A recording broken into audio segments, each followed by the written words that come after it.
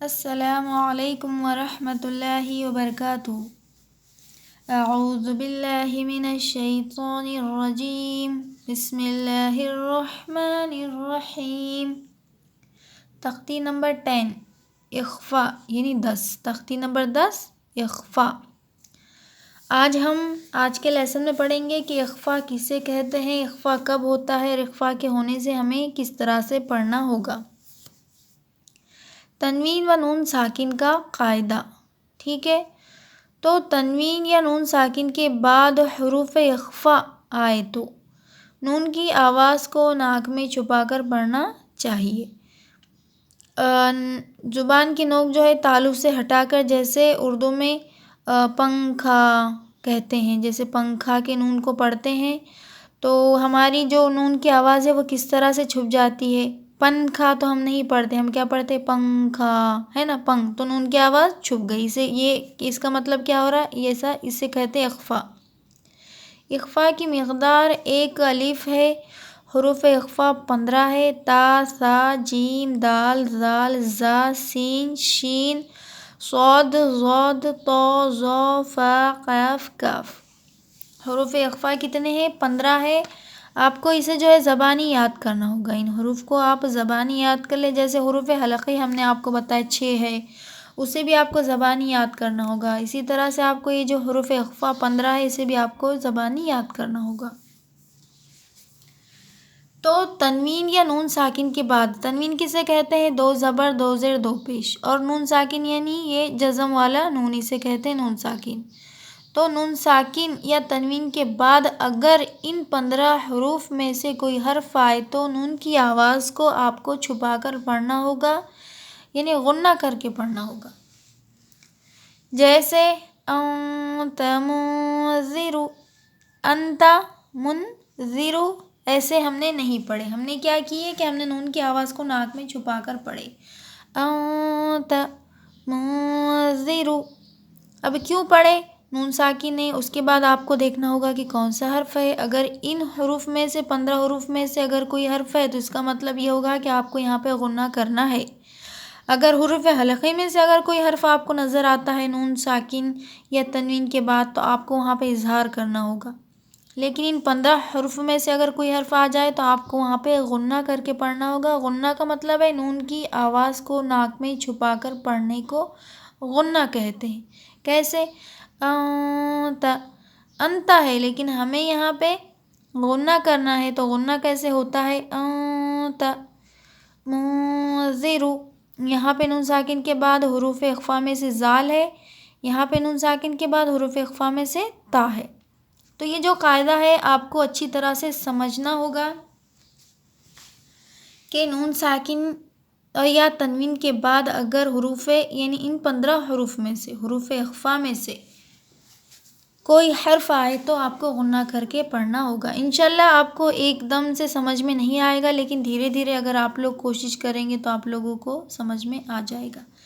کرامن کاتبین، اب یہاں پہ ہمیں غنہ کرنا ہوگا، کیسے کریں گے؟ دیکھیے، 2 زبر کی تنوین کے بعد کیا آ گیا؟ حروف اخفاء میں سے کاف آ گیا۔ تو آپ کو بھی اسی طرح سے جب بھی آپ قرآن پاک پڑھے تو آپ کو بھی دھیان سے پڑھنا ہوگا، سمجھ کے پڑھنا ہوگا کہ 2 زبر اگر ہے، 2 زیر ہے یا 2 پیش ہے یا نون ساکن ہے تو اس کے بعد والا حروف آپ لوگ دیکھا کرے کہ کون سا ہے۔ اگر ان 15 حروف میں سے ہے تو آپ وہاں پہ غنہ کریے۔ اگر حروف حلقی یعنی ان 6 حروف میں سے ہے جو ہمارا پچھلا سبق ہوا تو آپ وہاں پہ غنہ مت کریے، ٹھیک ہے، وہاں پہ آپ اظہار کر کے پڑھیے۔ کرامن کاتبین، ہے نا، ہم نے یہاں پہ کیا کی؟ نون کی آواز کو چھپا کر پڑھے، کرامن کاتبین کنت ترابا۔ اب دیکھیے، نون ساکن کے بعد تا ہے حروف اخفاء میں سے، ہے نا، کنت ترابا یتیما فآوی، یہاں بھی اخفاء کا قاعدہ ہوگا، سمجھ کے پڑھی اچھی طرح سے۔ 2 زبر کی تنوین کے بعد فا ہے۔ من دخلہ، من دخلہ، ایسے آپ کو غنہ کرنا ہوگا۔ یہاں پہ دیکھیے حروف اخفاء میں سے کیا ہے؟ دال ہے نون ساکن کے بعد۔ انثی، انثی، نون ساکن کے بعد سا ہے حروف اخفا میں سے. من شیئن، من شیئن. نون ساکن کے بعد کیا ہے؟ شین ہے حروف اخفا میں سے، تو یہاں بھی اخفا کا قاعدہ ہوگا. نارا ذات، نارا ذات. اب دو زبر کی تنوین کے بعد کیا ہے؟ زال ہے حروف اخفا میں سے. فلن تجد، فلن تجد. نون ساکن کے بعد حروف اخفا میں سے تا آیا، اس لیے یہاں بھی اخفا کا قاعدہ ہوگا. یوم ینفخ، یوم ینفخ ہے نا، فا ہے دیکھیے نون ساکن کے بعد حروف اخفا میں سے. من طغى، من طغى.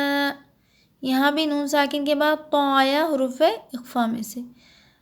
عن ضیف، عن ضیف.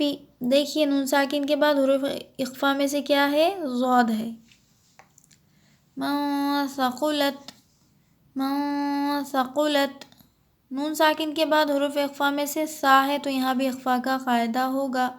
انزلنا، نون ساکن کے بعد حروف اخفا میں سے زا آیا. انزلنا.